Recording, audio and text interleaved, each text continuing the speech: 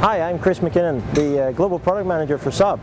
I'm going to tell you a bit about the new 9.3 ePower concept that we're showing here at the Los Angeles Auto Show. We start by looking at the outside of the car. Obviously we've focused a lot on the aerodynamics. So we have a rear spoiler that helps us break the wind in a better way, and we also have aerodynamic wheels and low rolling resistance tires. And what makes this car so unique is it's the first wagon, full electric wagon, and we haven't compromised any functionality either. I'll show you that shortly. What we have here is an electric car with high energy density batteries, and we've gone for a range of around 200 kilometers or 120 miles. And when we looked at research to understand what our customers were expecting, we looked at the Saab customer, and they do have driving habits that require a bit longer range, so that's why we're pushing the envelope here up to 120 miles. On the inside, the car is relatively unchanged. We've developed a special transmission in Saab, a 2+2 transmission. You notice a different gear shift in the vehicle, the electric handbrake obviously as well. This is tied to an electric motor. The electric motor is developed by one of our partners called Electra Engine in Uppsala. What we have here is a 134 kilowatt or 184 horsepower electric motor, synchronous. Fortunately, you can't see much of the engine underneath all these covers, but again, developed uniquely for this application. The top speed of the car is around 160 kilometers an hour, so 100 miles an hour approximately.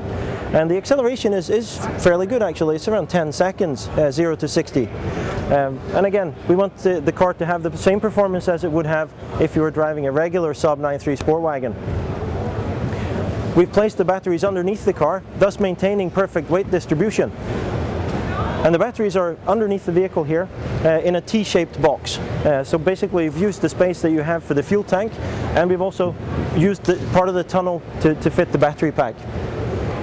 And again, using high energy density batteries, this enables us to get more out of the batteries in terms of performance, but it also allows for better packaging space and more efficient. And you really only notice that we have a center console that's slightly higher than in a normal 9.3 Sport Combi, and there's also an access port for mechanics to get at and look at some of the power electronics.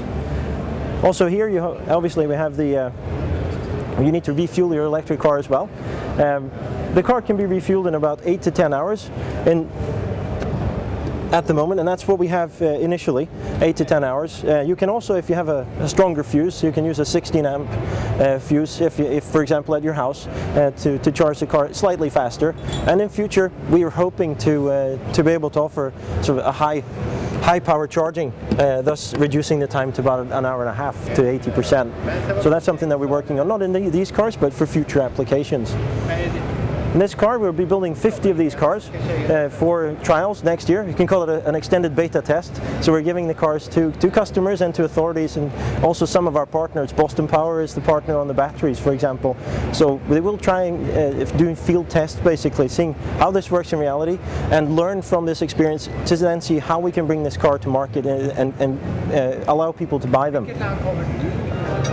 So again, I'm Chris McKinnon. Thank you for watching this, and yeah, please visit a Saab dealer near you and try out our latest generation of Saabs. Thank you.